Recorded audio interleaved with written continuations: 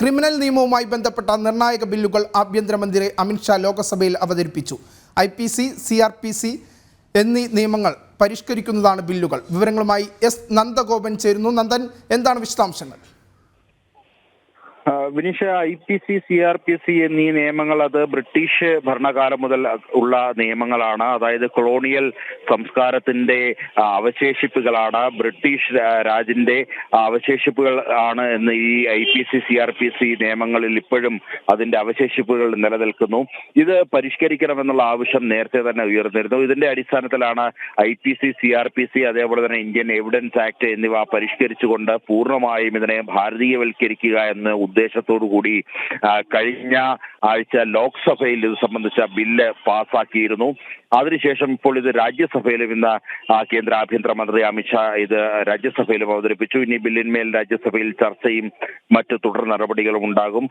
ഞാൻ നേരത്തെ സൂചിപ്പിച്ച പോലെ തന്നെ കൂടുതൽ ഭാരതീയവൽക്കരിക്കുക എന്ന ഉദ്ദേശ ലക്ഷ്യത്തിന്റെ ഭാഗമായാണ് ഇത്തരത്തിൽ IPC, CRPC അതേപോലെ തന്നെ ഇന്ത്യൻ എവിഡൻസ് ആക്ട് എന്നീ നിയമങ്ങളിൽ പൂർണ്ണമായും പൊളിച്ചെടുത്ത് കൊണ്ടുവരുവാൻ വേണ്ടി BJP സർക്കാർ തീരുമാനിച്ചത്. ഇതിന്റെ അടിസ്ഥാനത്തിലാണ് ഭാരതീയ ന്യായ സംഹിത അടക്കം ഉള്ള പുതിയ നിയമ സംവിധാനങ്ങളിലേക്ക് രാജ്യം കടക്കുവാൻ ഒരുങ്ങുന്നത്. നേരത്തെ ഇത് ലോക്സഭയിൽ അവതരിപ്പിച്ചപ്പോൾ ഇതുമായി ബന്ധപ്പെട്ട ചില തിരുത്തലുകളും ചില കൂട്ടിച്ചേർക്കലുകളും അതേപോലെ തന്നെ ചില ഭാഗങ്ങൾ ഒഴിവാക്കുന്നതുമായി ബന്ധപ്പെട്ട ചർച്ചകൾ നടന്നിരുന്നു. ഇതിന്റെ അടിസ്ഥാനത്തിൽ അത് പിന്നീട് കൂട്ടിച്ചേർക്കേണ്ടവ കൂട്ടിച്ചേർക്കുകയും ഒഴിവാക്കേണ്ടവ ഒഴിവാക്കുകയും ചെയ്തുകൊണ്ട് കഴിഞ്ഞ 12-ാം തീയതി ഇത് ലോക്സഭയിൽ പാസ്സായി. അതിനുശേഷം ഇപ്പോൾ ഇത് വീണ്ടും രാജ്യസഭയിൽ അവതരിപ്പിച്ചു. ഇനിയിപ്പോൾ രാജ്യസഭയിൽ ബില്ലിന്മേലുള്ള ചർച്ചയും തുടർ നടപടികൾക്ക് ശേഷം സ്വാഭാവികമായി ഇത് രാജ്യസഭ കൂടി പാസ്സാക്കുമ്പോൾ ഭാരതീയ ന്യായ സംഹിത അടക്കമുള്ള നിയമ സംവിധാനങ്ങൾ ഈ രാജ്യത്തിന്റെ മുതൽക്കൂട്ടാകും. ഈ IPC, CRPCയിൽ മാറ്റം വരുത്തിക്കൊണ്ട് പുതിയ നിയമസംഹിത, ക്രിമിനൽ ചട്ടങ്ങളിൽ പുതിയ നിയമങ്ങൾ, ഏതൊക്കെ തരത്തിലുള്ള മാറ്റങ്ങളാണ് ബില്ലുകളിൽ വ്യക്തമാക്കുന്നത്?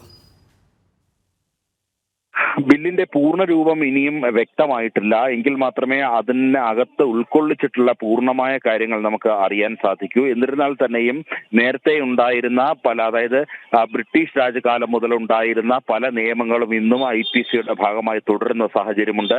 അതെല്ലാം പൂർണ്ണമായും ഒഴിവാക്കിക്കൊണ്ട് ഇന്ത്യൻ എവിഡൻസ് ആക്ടും അതേപോലെ തന്നെ IPC, CRPCയിൽ പൂർണ്ണമായ ഒരു പൊളിച്ചെഴുത്ത് തന്നെയാണ് ഉദ്ദേശിക്കുന്നത്. ഇതിന്റെ ഭാഗമായാണ് ബില്ല് അവതരിപ്പിച്ചത്.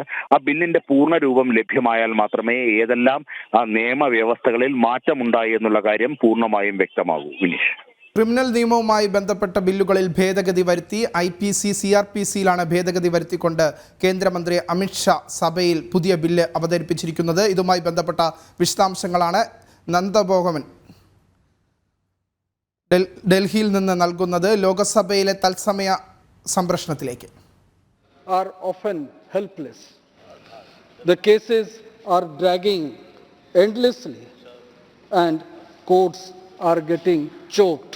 These are the four major issues which actually were perturbing us for quite some time. All this is being caused, it is said, because of colonial laws that somehow do not fit with Indian traditions, Indian customs. The magnificent edifice of the democratic structure today in India rests on the rule of law. As it is always said, as the civilization progressed, the society formed a ruler or created a Raja. But Raja has to perform his duty through law. It is not actually the Raja who protects the subjects. It is the law which protects the subject. That is the reason why we look up to our constitution with great hope and admiration. Because it is not the people who are prime ministers or chief justices. They don't give us justice. It is the law which protects every citizen of this country. It may be said the state does not protect the citizens. It is the law that protects the citizens. The law is supreme. The three bills that are before us today is replacing laws of 19th and 20th century. The question is whether they reflect current norms of criminal jurisprudence. Numerous facets of Indian criminal justice system predate its independence from the British. The IPC was modeled after the Irish Penal Code made by English rulers that came into effect in 1860, though the commission was formed in 1838 and took 20 years to frame the provisions of the Penal Code and subsequent